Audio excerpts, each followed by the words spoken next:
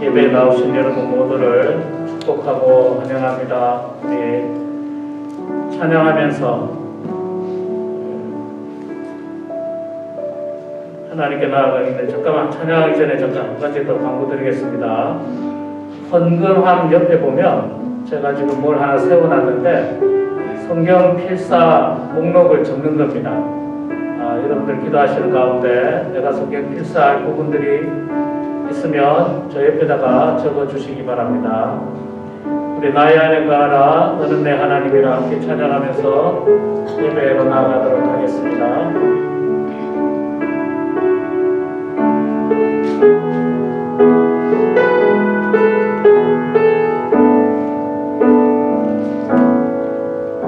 나의 안에 가라 나는 내 하나님이 모든 환난 가운데 너를 지키는 자라 두려워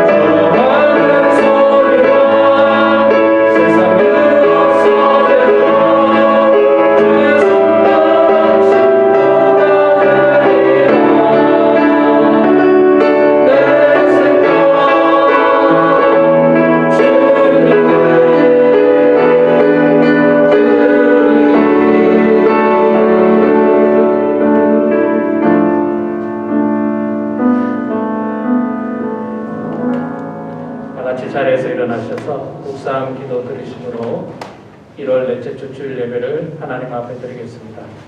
함께 기도하겠습니다.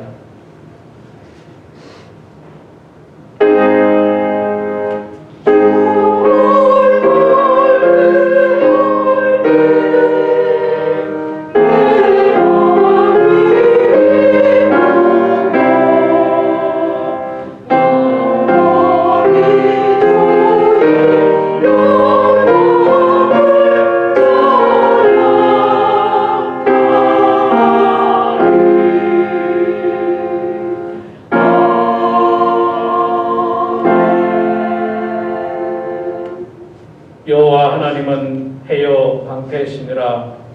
여호와께서 은혜와 영화를 주시며 정직하게 행하는 자에게 좋은 것을 아끼지 아니하실 것임이니라. 만군의 여호와여, 주께 의지하는 자는 복이 있나이다. 아멘. 전능하신 여호와 아버지 하나님, 은혜를 감사합니다. 거룩한 주일을 잊지 않고 또 하나님의 은혜를 기억하면서 주님 앞에 나와 예배를 드립니다. 우리를 공격하는 다양한 대적들이 있지만 그러나 주님을 사랑하는 마음으로 주님 앞에 나와 예배 드립니다. 우리의 예배를 기쁘게 받아 주시옵소서. 신령과 진정으로 예배 드립니다. 온 마음과 정성을 다하여 예배 드립니다. 전능하신 하나님만이 영광 받아 주시고 예배드리는 모든 성도들에게 한없는 은혜와 축복을 내려 주시옵소서. 예수님의 이름으로 기원하옵나이다. 아멘.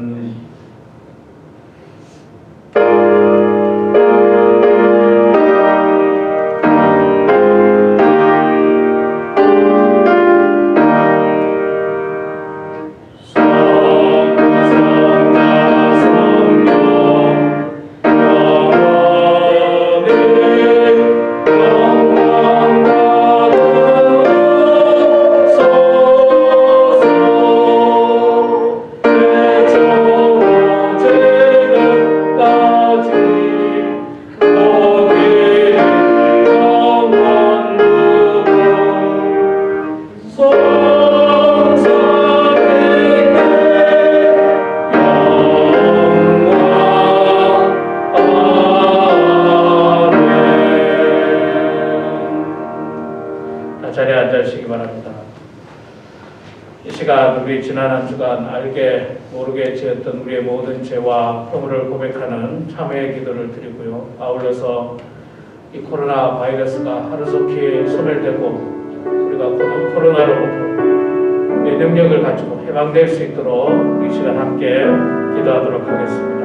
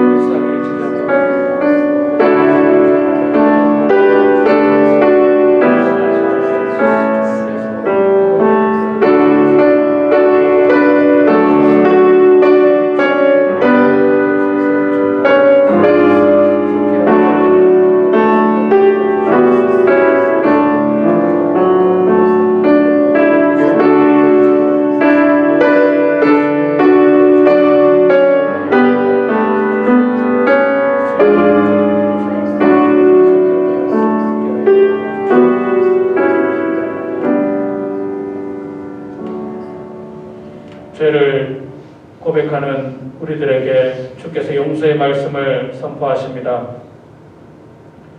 여호와여, 주께서 주의 땅에 은혜를 베푸사 야곱의 포로된 자들이 돌아오게 하셨으며 주의 백성의 죄악을 사하시고 그들의 모든 죄를 덮으셨나이다. 아멘. 사도신경으로 신앙 고백하겠습니다. 전능하사 천지를 만드신 하나님 아버지를 내가 믿사오며 그 외아들 우리 주 예수 그리스도를 믿사오니 이는 성령으로 잉태하사 동정녀 마리아에게 나시고 본디어 빌라도에게 고난을 받으사 십자가에 못 박혀 죽으시고 장사한 지 사흘 만에 죽은 자 가운데서 다시 살아나시며 하늘에 오르사 전능하신 하나님 우편에 앉아 계시다가 죄여서 산 자와 죽은 자를 심판하러 오시리라. 성령을 믿사오며 거룩한 공예와 서로 교통하는 것과 죄를 사하여 주시는 것과 몸이 다시 사는 것과 영원히 사는 것을 믿사옵나이다. 아멘. 오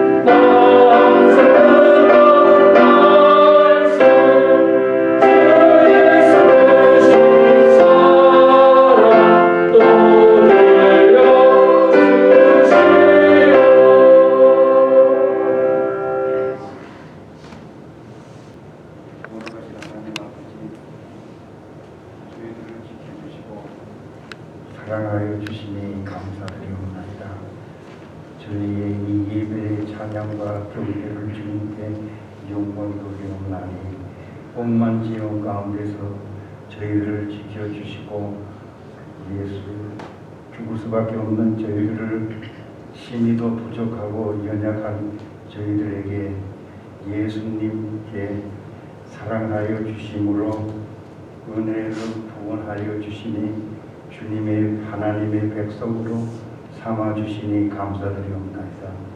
세상은 패할지라도 주님의 나라는 영원하시며 세상은 부패할지라도 주님의 나라는 의로우시나이다. 사슴이 신의 물을 갈급함같이 갈급한 마음으로 시험으로 주님 앞에 나아싸우니 같이 하여 주시옵소서. 충만한 은혜를 허락하여 주시고 그 말씀대로 실천하며 저희들에게 그 사람들이 그리스도를 믿는 사람답게 향기를 품게 하시고 빛과 소금의 역할을 잘 감당할 수 있도록 허락하여 주시옵소서. 환난 중에도 하나님을 바라보게 하시고 예배도 받으시고 합당한 예배를 받으시기를 허락하여 주시옵소서. 말씀을 전하시는 목사님에게 능력을 허락하여 주시고 하나님의 말씀을 전할 때에 주님께서 그 말씀을 통해서 저희들이 온전히 변화되는 시간이 되게 하여 주시옵소서. 찬양대 위에 함께 하여 주시옵소서. 주님의 몸된 교회를 더욱 살아갈 수 있도록 도와주시고 교회의 기간마다 신이 주인이 되셔서 주님이 말씀 뜻대로 하게 하여 주시옵시고 교회가 더욱 부흥되게 하시옵소서. 예배를 통해 수고하는 남녀종들에게 함께 하시며 우리를 구원하신 예수님의 주신 예수님의 이름으로 기도드립니다. 아멘.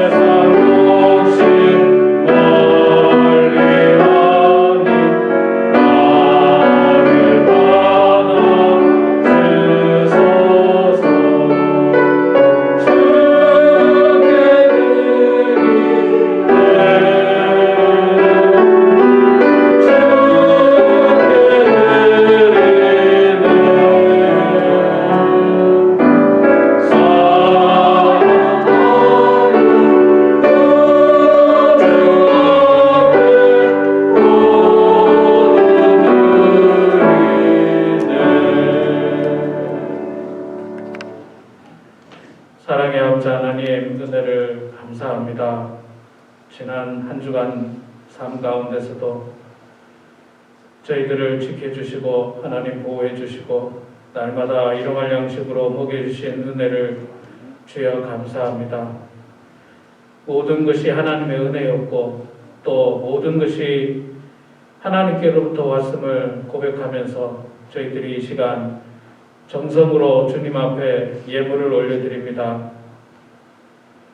우리의 예물을 통하여 우리의 마음도 주님께서 받아주시고 우리의 마음을 주님께서 축복하여 주셔서 감사할 줄 아는 그런 성도들이 더 많은 감사의 제목이 삶 가운데, 가정 가운데 넘쳐날 수 있도록 복 내려 주시옵소서. 소득의 10분의 1을 따로 떼어 구별하여 드리는 손길을 축복하시고, 감사의 제목으로 주정헌금으로 성경금으로 드리는 손길들을 하나님 복 내려 주셔서 아버지 하나님, 어려운 가운데서도 하나님의 백성은 오히려 더 축복 가운데 살 수 있도록 도와주시고, 더 넘쳐나서 많은 사람들에게 베풀고 나누는 데 쓰임받는 주의 종들 다 되게 하여 주시옵소서. 이 물질이 쓰여지는 곳에 주의 사랑이 드러나게 하시며 하나님의 말씀이 증거되는 곳에 귀하게 사용될 수 있도록 도와주시옵소서. 예수님의 이름으로 기도드리옵나이다. 아멘. 교회 소식 전해드리겠습니다. 여러분 주보를 참조해 주시기 바랍니다. 여전히 우리가 코로나 바이러스로 인해서 어려움을 겪고 있습니다. 그래서 여러분 다음 주 주일까지, 우선 1차적으로 다음 주 주일까지 교회 모임은 예배만 드릴 예정입니다. 새벽 기도회, 토요일 아침 기도회, 주일 예배만 드리고요. 예배 후에 찬이라든지 성경 공부라든지 기타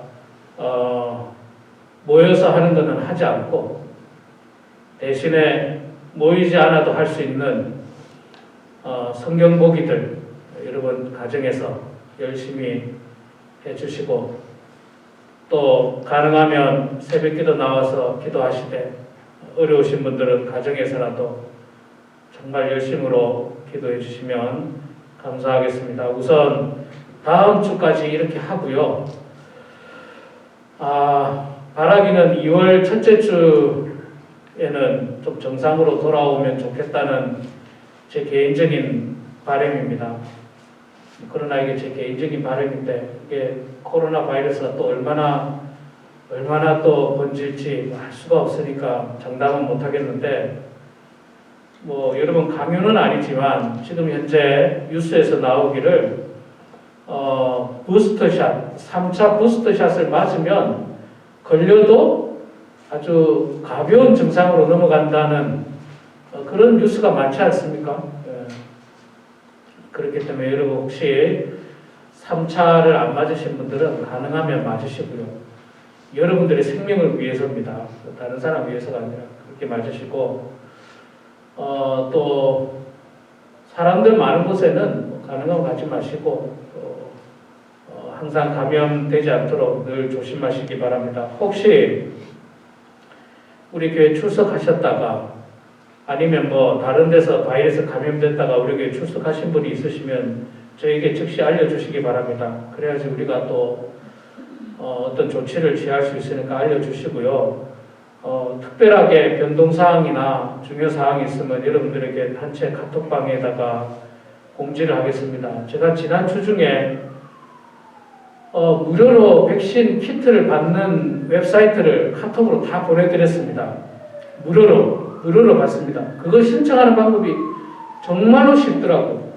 이름하고 주소만 넣으면 돼. 이름, 주소, 이메일, 그게 끝이더라고. 더 이상 할 게 없어요. 그러면 무료로 한 가정당 4개씩의 키트를 무료로 줍니다. 아주 쉬워요. 등록하는 방법이 아주 쉽습니다. 그래서 여러분들 지금 등록하시면 아마 1월 말쯤에나 2월 초쯤에는 이렇게 그 가정에서 이 테스트할 수 있는 키트가 아마 올 거고요. 그렇게 검사를 하시고, 또 그 백신 검사를 하고 싶으신 분들은 조금 힘들지만 그 예약을 하셔서 바로 옆에서 하거든요. 우리 교회 바로 옆에요. 바로 옆에 워먼스 클럽 에서 하는데, 거기 가셔서 예약을 하시고 가시면 얼마든지 해줍니다. 무료로.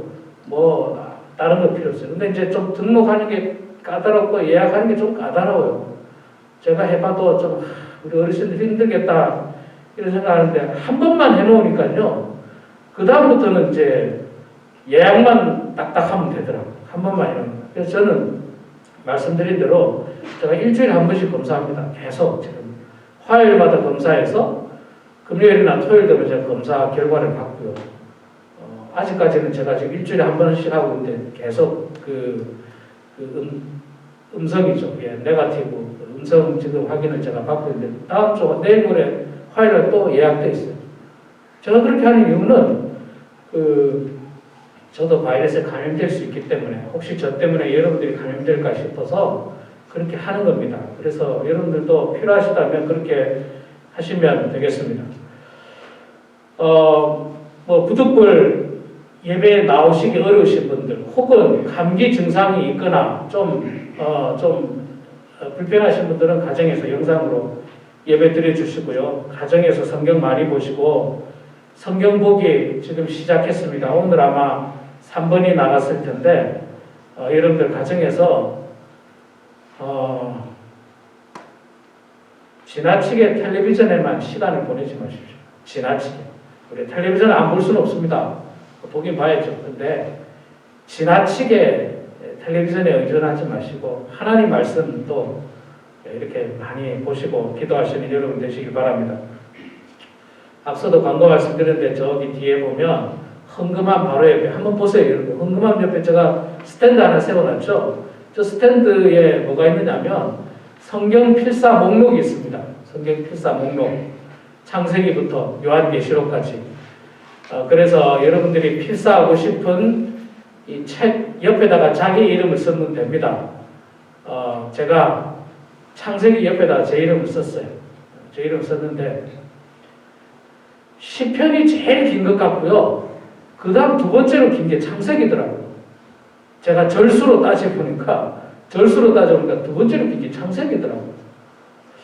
장수로는 이사야가 66장으로 길지만 절수로는 창세기가 훨씬 더 길더라고요. 그래서 저도 합니다. 저는 안 하고 뭐 여러분들만 하라 그렇게 하지 않습니다. 저도 할 테니까 여러분들 가정에서 성경을 열심히 쓰시면서 은혜 받으시고요. 목사님 저는 정말 쓰는데 좀 불편합니다. 그런 분들 충분히 이해합니다. 그런 분들도 뭐 한 장짜리 혹은 두 장짜리도 그걸 있잖아요. 한 절 한 절을 한 글자 한 글자를 한번 정성을 다해서 한번 쓰면 어떨까 하는 제 생각입니다. 왜냐하면 그게 다음 주까지 하는 게 아니고 1년 동안 하는 거예요. 1년 동안 하는 거니까 정말 내가 오늘 한 글자 쓰고 내일 한 글자 쓰고 오늘 한 단어 내일 한 단어 쓴다는 마음으로 그런 마음으로 임한다면 뭐 얼마든지 저는 참여할 수 있을 거라고 생각합니다. 그래서 여러분 우리 교회만의 성경을 만들어서 하나님께 봉헌하는 그런 귀한 은혜가 있기를 소망합니다. 저거는 뭐 1년 내내 제가 저기다가 부착할 겁니다. 1년 내내 부착하고 예를 들어 제가 창세기를 다 썼잖아요. 그러면 또 다른 거 쓸 수 있습니다. 다 쓰고 나면 뭐 예를 들어서 뭐 요한복음을 쓰고 싶다. 안 쓴 것 중에 빈칸에 있는 것 중에 요한복음을 누가 아무도 안 쓴다. 그럼 제가 창세기를 다 쓰고 요한복음 옆에 제 이름을 쓰고 또 쓸 수도 있어요. 그러니까 한 번 다 쓰고 또 그 옆에 쓰고 이렇게 해서 1년 동안 쓰고요. 저거를 말씀드린 대로 책을 잘 만들 겁니다.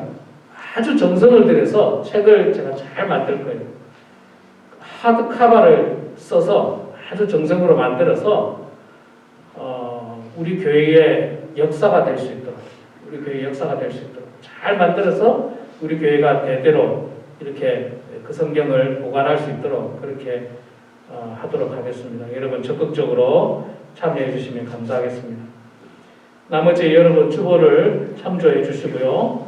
이 시간 우리 하나님 말씀 보도록 하겠습니다. 하나님 말씀은 신명기 17장 14절에서 20절 말씀입니다. 구약성경 289페이지 신명기 17장 14절에서 20절 말씀 여러분 성경을 보시고 앞에 있는 화면을 보시면서 눈으로 따라 읽으시기 바랍니다.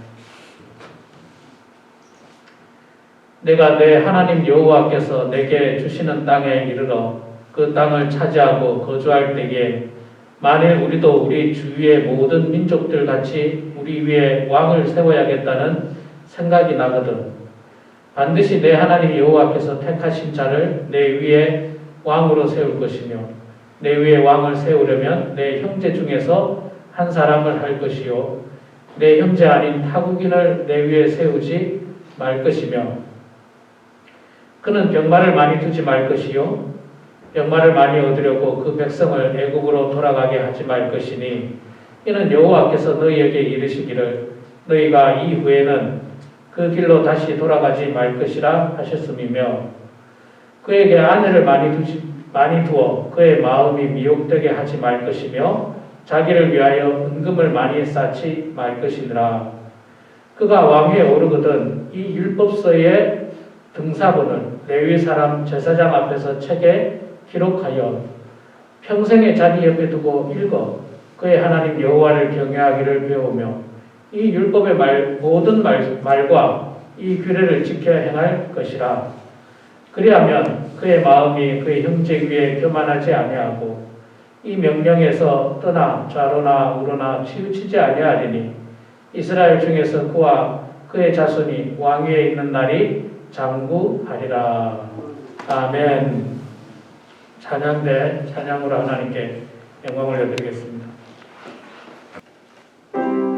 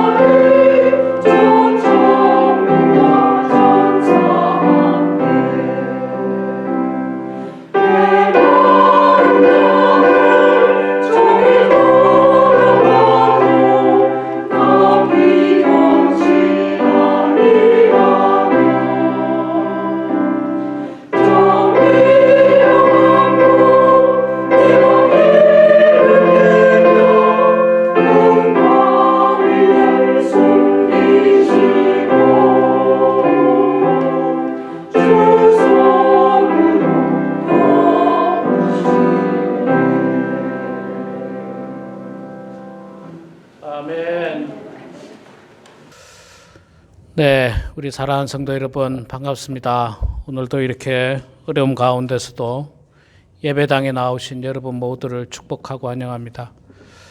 오늘도 우리가 예배 후에 따로 예찬이 없기 때문에 마치고 그냥 밖으로 나가서 누가 오셨는지도 잘 모르고 이렇게 갈 텐데, 우리 잠깐 뒤에 옆에 한번 쭉 돌아보시면서 손을 흔들면서 서로 할렐루야를 한번 인사를 나누겠습니다.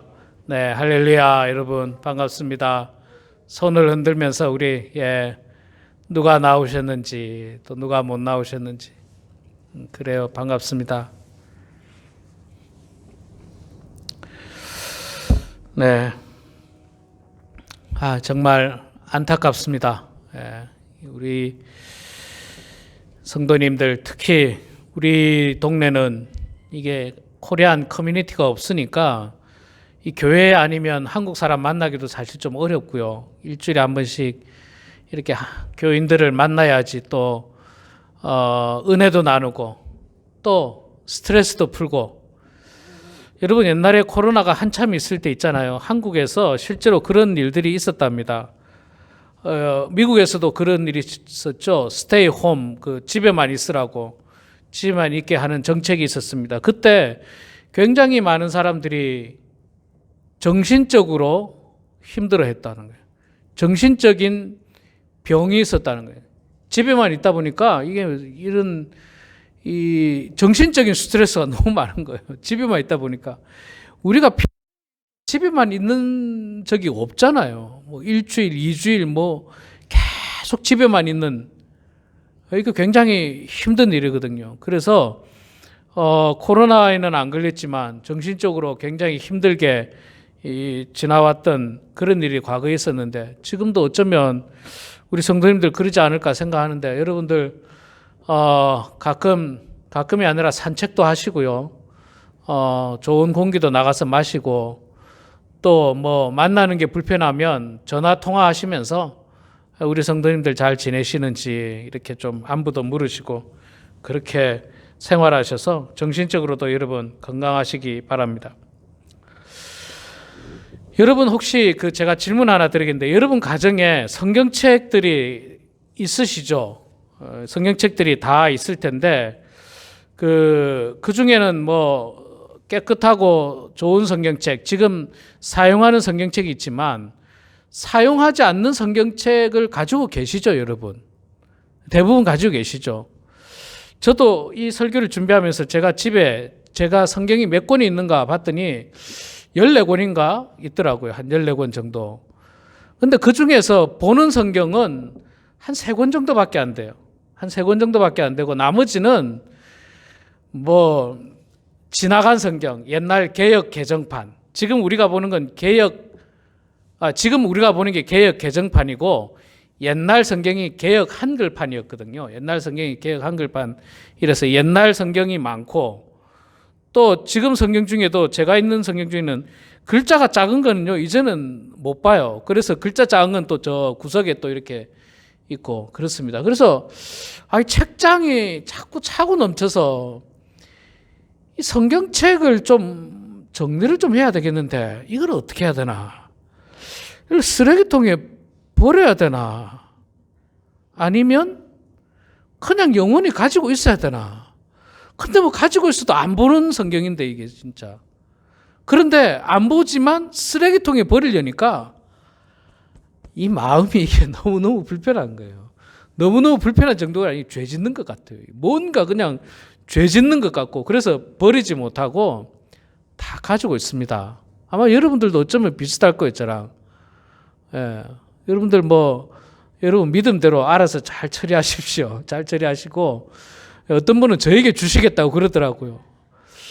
저도 그거 참 곤란합니다. 이거 어떻게 할 수가 없어요. 성경이라고 하는 뭔가 우리의 어떤 특별한 느낌이 있잖아요. 성경이라고 하는 특별한 느낌. 성경이 낡았어도 이 쓰레기통에 넣을 수 없는 뭔가 이 특별한 느낌이 사실 성경에는 있습니다.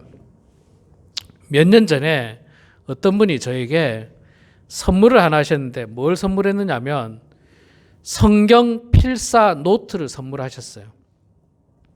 성경 필사 노트. 아무것도 쓰여지지 않은 성경 필사는 지금 우리가 하려고 하는 거하고 똑같아요. 그 노트를 한 세트를 다 주신 게 아니라 그 세트 중에 한 부분만 주셨어요. 한 부분만 주셨는데, 이것도 제가 성경 필사를 안 하니까 이걸 내가 가지고 있어야 될지, 버리려고 하니까 또 왠지 성경 필사라는 어떤 이게 적혀 있으니까 버리지도 못하고, 그렇다고 가지고 있으니 뭐 부피도 크고, 그게 자꾸 제 눈앞에 밟혔어요. 책상에서도 보이고, 때로는 화장실에 제가 들고 가서 보기도 하거든요. 화장실에 있기도 하고, 책상에 보이고, 이게 한 1, 2년 됐어요. 1, 2년.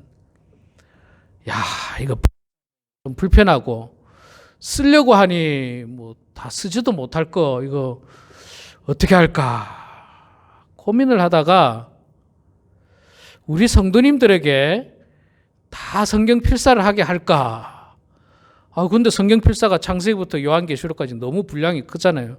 이 성도님들에게 너무 큰 짐을 지운다, 그런 생각이 들었고, 또 저는 있잖아요. 제가 늘 마음속에 생각한 게 뭐냐면, 내가 못하는 거는 성도님들한테 시키면 안 된다.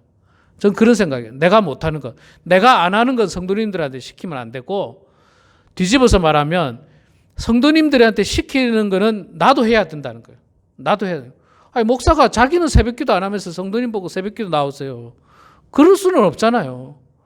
자기는 전도 안 하면서 전도하십시오. 자기는 11조도 안 하면서 11조 응원하십시오. 이거는 말이 안 되잖아요, 여러분.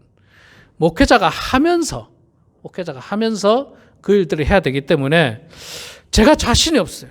성경 필사를 다 쓰는 게 사실 자신이 없어요. 물론 이걸 몇 년에 두고 하면 못하지는 않습니다. 하긴 하지만 그것도 귀한 일이지만, 또 저에게는 목회라고 하는 성도님들을 가르쳐야 하고 또 복음을 전해야 되는 그 사명이 더 크기 때문에, 저도 마음 같아서는 꾸준히 앉아서 성경을 처음부터 끝까지 다 필사를 해가지고 딱 2권을 우리 두 아들에게 하나씩 유산으로 유산을 주면 어떨까?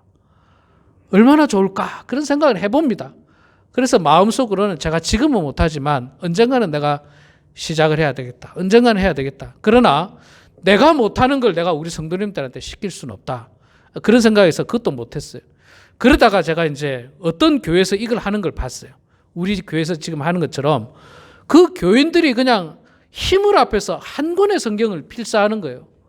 그래, 그거를 책으로 딱 만들어서 하나님께 봉헌하고, 그걸 제가 딱 보고, 야, 이 정도면 우리 교회도 하겠다. 이 정도면 우리 교회 하겠다. 그 교회가 몇백 명이 모이는 교회인데, 몇백 명이 모이는 교회를 석 달 만에 했더라고요. 100명이 필사를 해서 석 달 만에 했더라고. 그래서 야, 우리 교회도 할 수 있겠다. 우리 교회 비록 100명은 안 되지만 한 30명만 하면 되겠다는 생각이 들었고, 제가 쭉 검토를 해보니까 한 사람당 40장에서 50장을 쓰면 돼요. 40장 쓰면 1200장이 나옵니다. 이 성경이 1189장이거든요. 1189장. 그러니까 한 사람 앞에 40장을 쓰면 30명이 1200장이 되니까 충분해요. 그래서 야, 1년 동안 40장은 쓸 수 있지 않을까. 40장은. 그래서 해야 되겠다 생각을 했는데, 저도 있잖아요. 저도 글 쓰는 걸 정말 싫어합니다. 또 글씨가 예쁘질 못해요. 제가 참 글씨가 예쁘지 못해요. 저희 집사람이나 제 글씨를 아는 분들은 아는데, 거의 저 말고는 알아보기가 힘들 정도로 그냥 막 진짜 지렁이가 그냥 기어가듯이 이런 글씨예요. 그 글씨 쓰기 참 어려운데, 제가 한날은 마음 먹고 창세기 1장을 한번 천천히 써봤어요. 절대로 빨리 쓰지 않고 천천히 한 글자 한 글자 절대로 흘려 쓰지 않고 써보니까 괜찮더라고요. 충분히 이 정도면 남들이 알아볼 수 있고, 이 정도면 크게 예쁘지는 않지만 못 알아볼 정도는 아니더라고요. 되는구나. 한 장을 쓰는데 30분 딱 걸리더라고. 창세기 1장을 쓰는데 30분 걸리는 거예요. 아, 괜찮네. 해볼만하네. 해볼만하네. 그래서 내가 해보니까 제가 이걸 시뮬레이션으로 다 해본 거예요. 여러분 해보니까 이걸 내가 50장을 쓰면 몇 시간이 걸리겠다. 그러면 일주일에 몇 장 정도 쓰면 되겠다. 다 해보니까 가능하더라고요. 그래서 우리 성도님들하고 이 일들을 해야 되겠다는 생각을 가지고 제가 이 프로그램을 시작하게 된 겁니다. 참 어려울 수는 있어요. 특히 우리 연세가 많으신 성도님들은 저보다도 훨씬 더 글자 쓰는 게 아마 굉장히 어렵습니다. 그럼에도 불구하고 시작을 해야 되겠다. 사실 여러분, 목회자들은요, 목회하면서 평생의 꿈이 뭐냐면, 대부분 목회자가 그렇습니다. 다 그런 건 아닌데요. 목회자들의 평생의 꿈은 교회를 건축하는 게 평생의 꿈이에요. 교회를 건축하고, 교회를 산다든지 건축한다든지, 교회를 건축하고 나면 교회를 하나 개척하고 싶은 마음, 다른 데다 개척해서 목회자를 파송하고, 혹은 선교사님을 단독으로 그 교회에서 파송하는 이런 일들을 목회자가 하고 싶어 합니다. 그게 꿈일 수 있습니다. 그런데 저는 가만 생각해 보니까 지금 이 땅에 교회도 많은데 교회 굳이 건축할 필요가 있는가? 또 이민교회에서 교회 건축 제가 봤거든요. 교회 건축하면서 얼마나 많이 싸우는 거 제가 두 눈으로 똑똑히 봤어요. 두 눈으로 똑똑히 보고 왜 싸우는지 알겠더라고요. 왜 싸우고 왜 분란이 생기는지 제가 뼈저리게 느꼈어요. 교육자로 있었기 때문에 가까이서 알 수 있잖아요. 가까이서. 이건 정말 싸우는 이유가 있잖아요. 대단한 것도 아니에요. 대단한 것도 아니에요. 그냥 A라는 사람은 이거 사자, B라는 사람은 저거 사자. 이거 갖고 싸우는 거예요. 이게 옳다는 거예요. 무조건 이게 옳다는 거예요. 그러다가 나중에는 이 건물 가지고 싸우는 게 아니라 이제 자존심 가지고 싸우는 거죠. 말 그런 식으로 했다고 싸우는 거예요. 말 그런 식으로 했다고. 나를 무시했다고 하는 거예요. 목사가 내 편을 안 들었다는 거예요. 저 사람 편 들었다는 거예요. 그래서 저는 있잖아요. 저는 지금도 사실은 교회 건축에 관심이 별로 없어요. 건축하고 싶은 생각이 별로 없어요. 그런데 제가 곰곰이 생각하면서 건축도 좋지만 우리가 힘을 합해가지고 한 권의 성경을 우리 힘으로 만들어서 필사를 해서 하나님께 올려드리면 이거 얼마나 하나님이 기뻐하실까. 이거는 싸울 일이 없어요. 싸울 일이 없어. 그냥 내가 필사만 하면 되는 거예요. 내가 정성으로 쓰기만 하면 되는 거예요. 싸울 일도 없어. 크게 돈도 안 들어요. 여러분, 크게 돈 들어요. 건축한다 그러면 여러분 또 이제 건축헌금 내라고 하겠지. 건축헌금 한다 하면 교인들이 떠나요. 교인들이 떠납니다. 교인들이 떠나고요. 하여간 별일이 다 생깁니다. 근데 필사를 한다면 돈도 많이 안 들죠. 교인들이 떠날 일도 없죠. 그래서 이거 해야 되겠다. 제가 벌써 한 2년 전부터 고민했던 거예요. 2년 전도 고민하다가 해야 되겠다 생각을 하면서 그러면 성경에는 과연 성경 필사에 대한 내용이 있을까? 성경을 쓰라는 말이 있을까? 제가 이제 그거를 고민하다가 하나님 말씀을 쭉 보기 시작했습니다. 하나님 말씀을 쭉 보면서 제가 오늘 신명기 말씀을 제가 찾았습니다. 신명기 말씀을 찾았는데 여러분 이 신명기 말씀은요 10장이 아니고 17장인데 잘못됐네요. 신명기 17장의 말씀 14절부터 20절까지 말씀은 무슨 말씀이냐면 앞으로 이스라엘의 왕이 생기거든. 14절을 보세요. 내가 내 하나님 여호와께서 내게 주시는 땅에 이르러 가나안 땅에 들어갔을 때에 그 땅을 차지하고 거주할 때 가나안 땅에 들어갔을 때 만일 우리도 우리 주위의 모든 민족들 같이 우리 위에 왕을 세워야 되겠다는 생각이 나거든. 지금 왕을 세운 게 아니고요. 앞 들어가서 주변의 나라들은 다 왕을 세웠잖아요. 그러니까 그런 나라들처럼 왕을 세워야 되겠다는 생각이 들거든. 왕을 세울 때 이런 사람을 왕으로 세우고 그 다음에 왕은 이걸 하지 말고 이걸 하지 말고 왕에 대한 내용이 신명기 17장 14절부터 20절까지 나오고 있어요. 여러분 이게 참 하나님께서 정말 그 선견지명이라고 해야 될지 마음을 다 아시고 계시는데 이때는 하나님께서 왕 세우는 것을 불허하셨습니다. 허락하지 않으셨어요. 이스라엘의 왕은 한 분 하나님밖에 없는 거예요.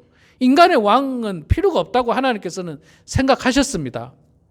그리고 실제로 신명기 당시에 왕은 없었죠. 여호수아 시대 때 왕 없었죠. 사사기 시대 때 왕이 없었죠. 사무엘 시대에 가서 왕이 생겼는데 약 500년이 지난 다음에 왕이 생깁니다. 약 500년이 지난 다음에. 그러니까 하나님께서는요, 500년 후에 일어날 일을 이미 다 예견하시고 너희들이 가나안 땅에 들어갔을 때에 다른 나라들처럼 왕을 세워야 될 일이 생기거든. 왕을 세울 때에 이렇게 하라라고 이미 다 알려주셨어요. 이미 다 알려주셨습니다. 자, 그 내용이 뭐냐면 첫째 왕을 세울 때에 뭐 이방인 타국인 중에서 세우지 말고 네 형제, 그러니까 너희 민족 중에서 세우라. 유대인 가운데서 세우라. 그런 이야기를 하고 있고요. 그리고 그 왕은 병마를 많이 두지 말고 군사력을 너무 많이 두지 말고 또 아내를 많이 두지 말도록 해라. 여자를 많이 둬가지고 나중에 그냥 미혹돼가지고 하여간 여자를 많이 두지 말고 또 은금을 많이 쌓지 말라. 이런 왕에 대한 이야기를 쭉 하고 있습니다. 쭉 하고 있다가 18절에 와서 정말 제가 찾던 말씀이 나오고 있어요. 18절 말씀 제가 읽어볼게요. 그가 왕위에 오르거든 이 율법서의 등사본을 레위 사람 제사장 앞에서 책에 기록하여. 이게 좀 뭐 말이 조금 어렵죠. 그래서 제가 세번역으로 읽어보니까 세번역에 이렇게 돼 있어요. 왕위에 오른 사람은 레위 사람 제사장 앞에 보관되어 있는 이 율법책을 두루마리에 옮겨 적으라고 했어요. 제사장들이 보관하고 있는, 제사장 앞에 보관되어 있는 율법책, 하나님의 말씀을 왕이 두루마리에다가 옮겨 적으라. 필사하라는 거예요. 필사. 왕에게 필사하라는 겁니다. 여러분, 이 왕에게 필사를 하라고 하는데 여러분, 왕이 한가한 사람입니까? 어떻게 생각해요? 지금은 왕이라고 하기보다는 대통령이라고 하는 어떤 왕의 역할을 하는 사람이 지금도 대한민국에도 있고 미국에도 있는데 왕이 한가하나요? 아주 할 일이 없습니까? 그렇지 않아요. 왕이 바쁩니다. 바빠요. 하나하나 다 자신이 생각하고 결정해야 돼요. 판단을 내려줘야 돼요. 더군다나 이 당시의 왕은요, 지금 왕하고 다르게 이 당시의 왕은 뭘 해야 되느냐 하면 나가서 전쟁도 해야 돼요. 나가서 전쟁해야 돼요. 사울 왕도 나가서 전쟁했죠. 다윗 왕도 나가서 전쟁했죠. 이 당시의 왕들은 나가서 전쟁해야 됩니다. 자, 그러면 왕이 나가서 전쟁해야 하려면 뭘 해야 됩니까? 평소에 싸움 연습을 해야 될 거 아닙니까? 군사 연습을 해야 말을 탈 줄 알아야지. 왕이 뭐 말도 못하는 왕이 그럴 수는 없잖아요. 말도 연습해야 되죠. 칼싸움도 연습해야 되죠. 활도 연습해야 되죠. 자, 왕이 군사 훈련에 연습해야 되고 작전 연습도 해야 되고 그 다음에 또 왕이 이 당시에는 뭘 했느냐면요. 지금이야 왕이 그런 일을 안 합니다만 이 당시에는 왕이 뭐 했냐면 재판을 했어요. 재판.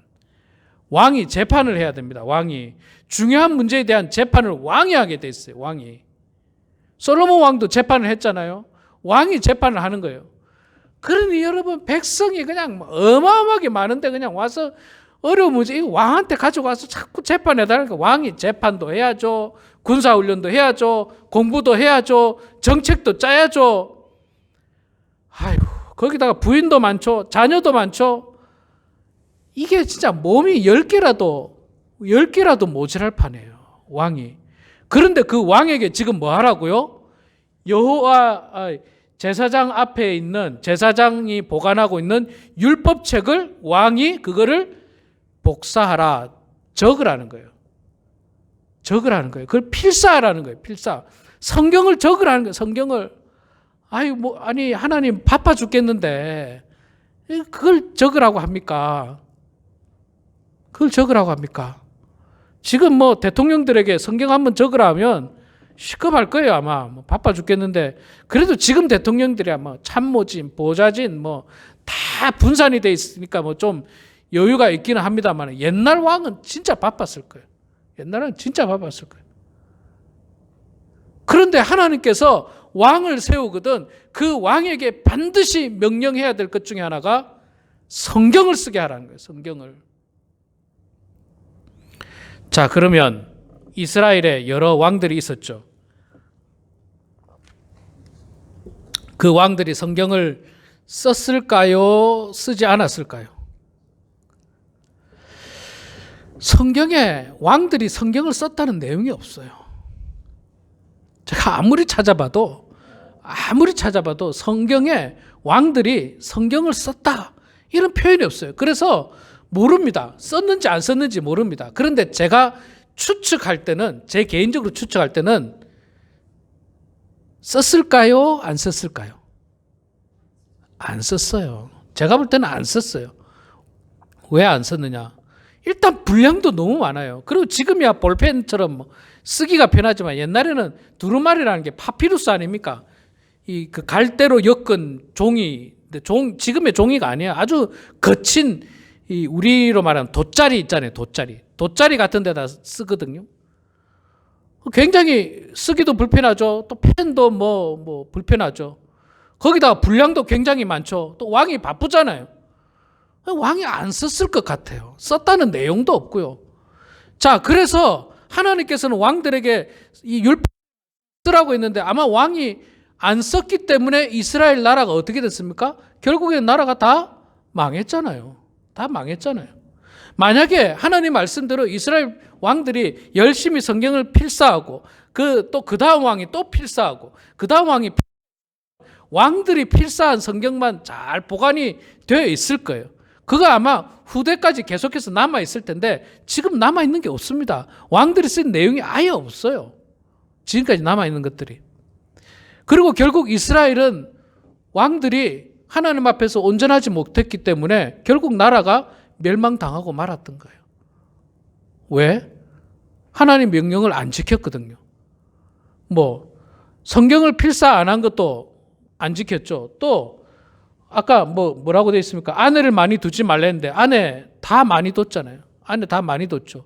은금을 쌓지 말랬는데 많이 쌓았죠. 또 병마를 두지 말랬는데 열심히 병마를 뒀잖아요. 다들 왕들마다. 그러니까 왕들마다 하나같이 하나님의 말씀을 순종한 게 아니라 세상적인 방법으로 살았어요. 병마도 두고 다른 왕들처럼 첩들 후궁들도 많이 두고 우리가 그렇게 훌륭하다고 하는 솔로몬 왕 같은 경우 얼마나 많은 후궁과 첩을 뒀습니까? 다윗도 사실은 솔로몬 못지는 않지만 적지 않은 첩들이 있었고 다른 아내들이 있었죠. 한 명의 아내가 아니라 여러 명의 아내.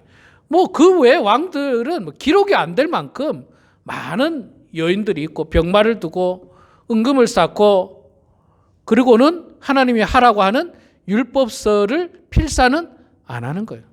안 하는 거예요. 바빠서. 안 합니다. 근데 목사님, 저는 우리들은 왕은 아니잖아요. 왕한테 시킨 건데. 근데 여러분, 우리가 왕 맞습니다. 왕 같은 제사장들이에요, 우리가. 왕 같은 제사장이에요. 베드로 전서 2장 5절에 그 이야기를 하고 있지 않습니까? 왕 같은 제사장이고 또 우리가 있잖아요. 한 나라의 왕은 아니지만 가정의 가장들이 왕이에요, 결국은. 그 가정을 이끌어갈 왕인 거예요. 그래서 우리가 해야 될 일들이 이 일들입니다. 이것도 그대로 우리들에게 통용되는 말이에요. 이게 뭐냐면요. 병마나 은금이나 여인이나 이걸 가까이 하지 말고 오직 하나님만 의지하라는 겁니다. 병마, 군사력 의지하지 말고 돈 의지하지 말고 하나님만 의지하라. 우리 가장들에게 주는 말씀 똑같아요. 가장들에게. 가장들이 지금이야 그런 사람이 없습니다만 아내를 여러 명 둬가지고 가정이 편안한 가정이 어디 있습니까? 편안한 가정 없어요. 예. 역사적으로 보면 그렇습니다. 지금도 말할 것도 없고요. 부인이 2명, 3명, 남편이 2명, 3명인 가정이 온전한 가정입니까? 그렇지 않죠. 자, 그렇기 때문에 우리도 왕 같은 제사장으로서 하나님의 말씀을 우리가 순종할 필요가 있는데 하나님께서 우리들에게도 역시 마찬가지로 성경을 필사하라, 필사해보라. 그렇게 이야기합니다. 한번 써봐라. 성경 써봐라. 자, 그럼 성경을 쓰면 뭐가 좋은가? 성경을 쓰면 뭐가 좋은가? 그 말씀을 지금부터 시작해야 되는데 시간이 많이 지났습니다. 오늘 한 가지 말씀드릴 거고요. 다음 주에 세 가지를 말씀드릴게요. 한 가지만 말씀드리면요. 성경이 그대로 나와 있습니다. 18절에 그가 왕위에 오르거든 이 율법서의 등사본을 레위 사람 제사장 앞에서 책에 기록하여 평생에 자기 옆에 두고 읽어 그의 하나님 여호와를 경외하기를 배우며. 자, 성경을 필사해야 되는 중요한 이유 중에 하나는요. 성경을 필사하게 되면 여호와를 경외하는 것을 배우게 된다는 것입니다. 여호와를 경외하는 것을 배우는 거예요. 물론 여러분들도 마찬가지입니다. 성경을 필사했다고 나는 성경을 한번 필사했으니까 이제 이것으로 끝. 그게 아니라 필사의 목적은요. 필사를 하고 나서 그것을 매일 자기 옆에 두고 읽는 거예요. 물론 지금 우리가 필사하는 것은 교회용으로 하나를 만들지만 여러분들도 이것을 시작으로 있잖아요. 앞서 제가 말씀드리는 것처럼 여러분들의 남은 여생을 내가 한 권은 한번 필사해보겠다. 내가 한번 해보니까 되던데 내가 정말 우리 자녀들을 위해서 한 권을 필사해보겠다는 마음으로 여러분 한번 시작해 보십시오. 그리고 그렇게 시작해서 한 권을 필사하게 되면 필사한 것을 그냥 필사해서 이걸로 끝나는 게 아니라 그거를 자기 옆에 두고 평생 읽어야 되는 거예요. 읽는 데 목적이 있는 거예요. 사실 필사하는 게 목적이 있는 게 아니에요. 그리고 또 여러분 그냥 읽는 거 하고요. 한자 필사를 하면서 느끼는 거하고는 또 다릅니다. 또 달라요. 제가 창세기 1장을 썼다고 그랬지 않습니까? 써보니까요. 창세기 1장을 제가 얼마나 많이 읽은 줄 아세요? 창세기 1장 많이 읽었습니다. 엄청 많이 읽었어요. 태초에 하나님께서 천지를 창조하시느라 이거 뭐 쭉 읽었습니다. 여러 번 읽었어요. 근데 읽을 때의 느낌하고 그거를 한 절 한 절 쓸 때 느낌은 또 다르더라고요. 또 다르더라고요. 그 은혜가 다르게 다가오는 거예요. 그 은혜가 이 말씀이었구나. 이 말씀이었구나. 이 단어가 여기에 들어있었구나. 이 단어가. 그래서 여러분들도 은혜를 받으시고 또 그것을 필사한 것을 갖다가 자기 옆에 두고 매일 읽게 되면 어떤 유익이 있느냐면 여호와를 경외하기를 배운다는 거예요. 진짜 여호와 하나님을 경외하는 것을 알게 되고 배우게 돼요. 경외라는 말이 무슨 말입니까? 경배하고 두려워한다는 말이에요. 경배할 경자에다가 두려워할 왜, 경외. 하나님을 경배하고 하나님을 두려워한다는 거예요. 여기서 두려워한다는 말은요. 하나님 무서워서 겁이 나서 숨는 그런 두려움이 아니라 거룩한 두려움을 이야기하는 거예요. 거룩한 두려움.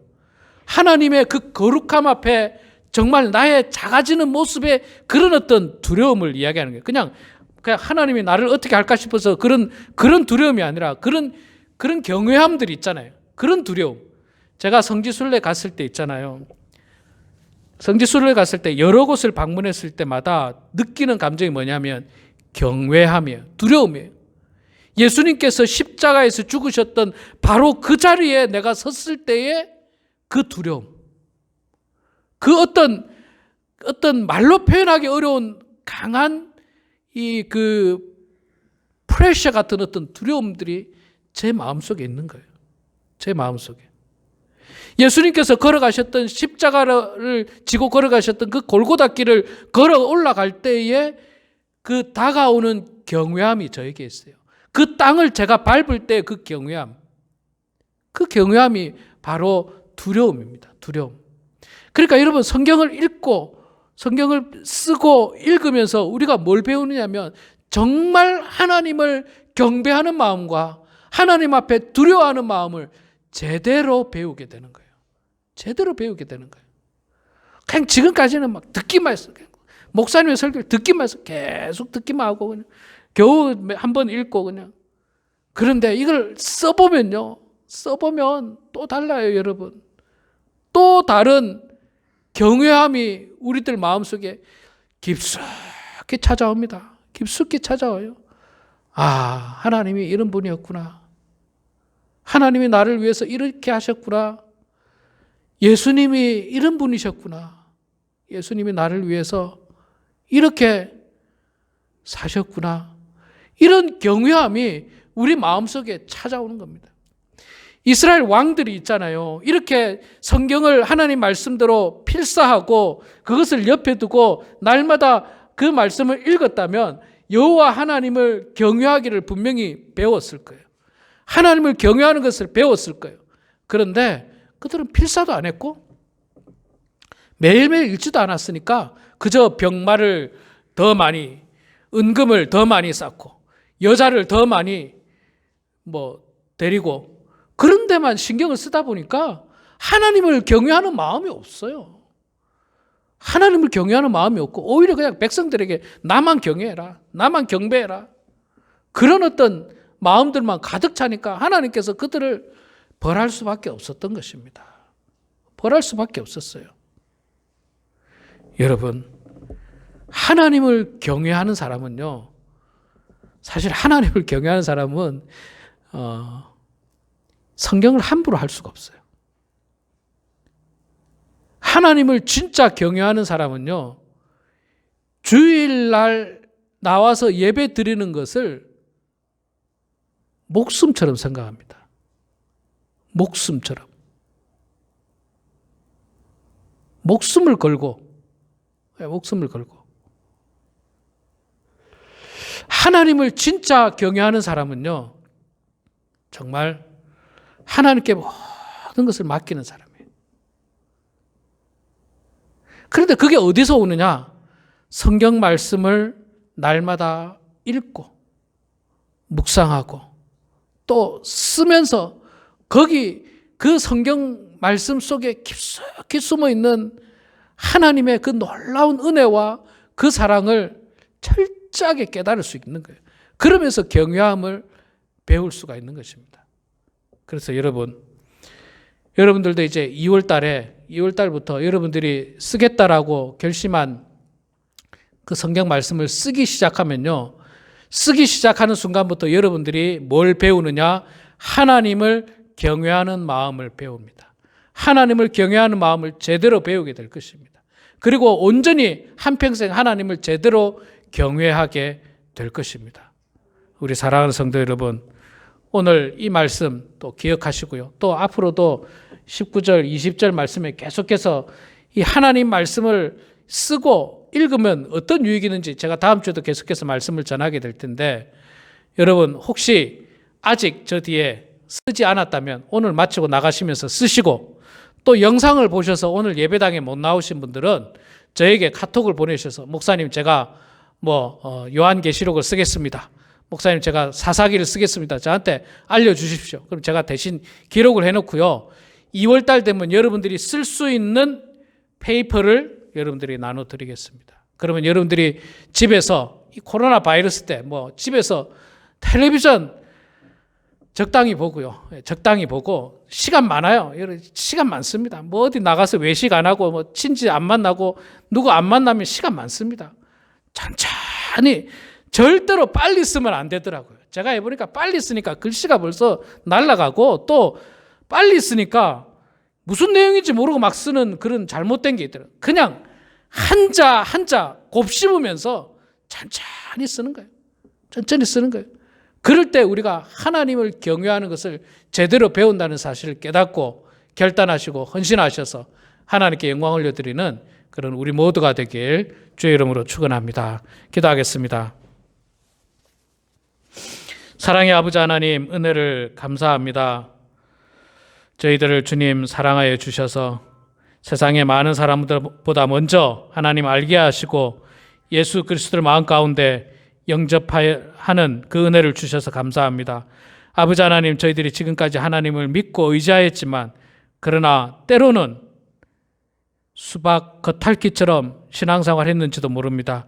아버지 하나님, 이번에 저희들이 성경을 필사하면서 성경 속에 있는 하나님의 놀라운 사랑과 그 은혜를 정말로 깊이 깨달아서 하나님을 경외하는 마음을 배우게 하여 주시고 깨닫게 하여 주시고 그래서 한평생 주님을 경외하는 모든 인생들 다 되게 하여 주시옵소서. 감사드리며 예수님의 이름으로 기도드리옵나이다. 아멘.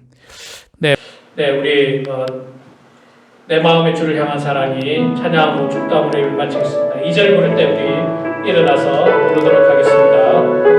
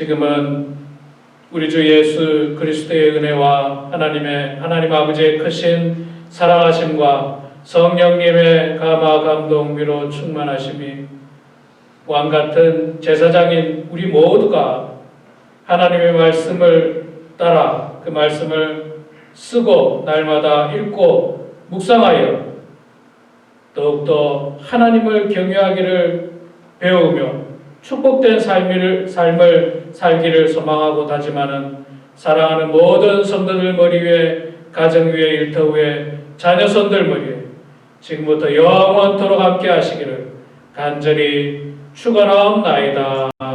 아멘.